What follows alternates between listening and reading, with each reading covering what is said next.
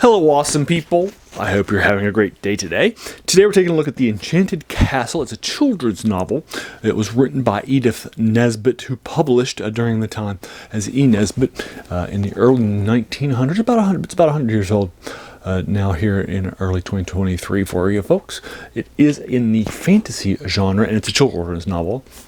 My copy of this novel is about 135 pages long, and it took me longer for me to knock it out than I thought it was going to, because it's oversized and the copy is actually pretty dense, and so there's a lot of pages on it.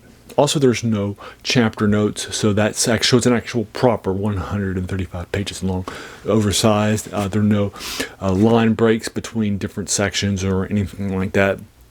There's no pictures, so I found it to be a little bit more difficult for me to knock it out than I was initially thinking. I was initially thinking I was going to knock it out in 3 days with 40 pages a day, and then 55 pages on the last day. And I knocked it out on Friday, but it was really long. It took me more like an hour and 40 minutes for me to knock out the first just 40 pages. It was pretty slow. And then I did the same thing on Saturday, and then on Sunday it was football day. So I knocked out 15 pages between the games, but I just was no longer in a mood. So I knocked out the last 40 pages on Monday. Then between my work and the games, so I knocked it out over 4 days. When my plan was to do it in 3, it just took longer for me to knock it out.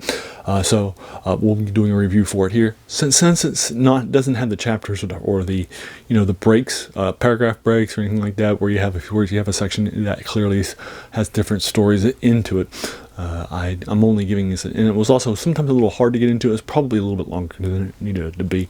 I'm only giving this a 6 out of 10 rather, for you folks, proper. It's a little bit on the low side. It definitely has some nice phraseology in it from her.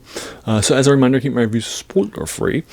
So I'm only going to be giving you the basic sort of concepts that you are sort of introduced to at the beginning. And there are 3 characters that are siblings, 1 sister and 2 brothers, are going on an adventure into this area, into this underground area, and they're going to hope that they come across an enchanted castle. And they've had a lot of these adventures and so forth. They're staying the summer at her school because there's nobody there, so they don't mind having the boys stay there.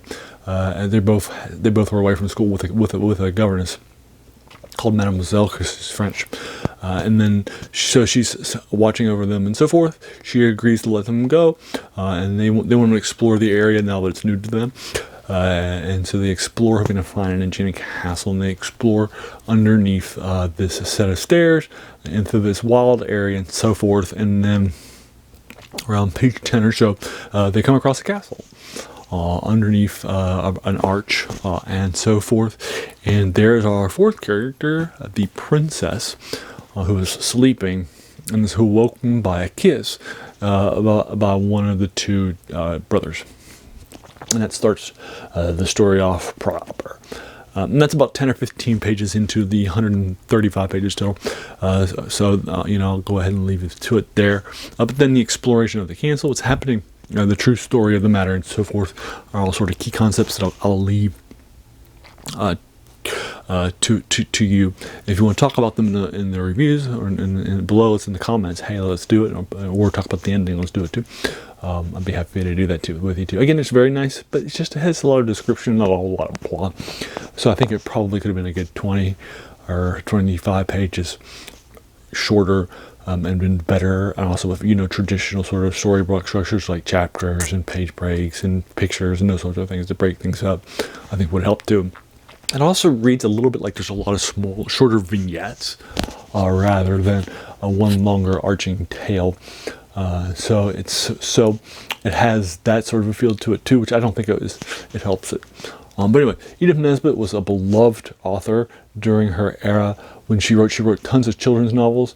She also wrote some horror stuff, which I've read, and I've done a review for a couple of her horror things now. And I also read a horror short story of hers when I was a kid. In junior high, I was given a horror collection, secondhand, from Christmas by one of my relatives, and I knocked it out. And it has a story in there too called Man-Sized in Marble, which I've gone back and read once when I read the collection in college or so, when I was getting into horror more fully, and then I haven't read it since. So I have not reviewed it for this channel because I want to be fresh. So I've only reviewed a section in that collection for you folks that I just did, and so we'll be doing the occasion. So I wanted to see if I wanted to become and there's no horror collection of her that's out there.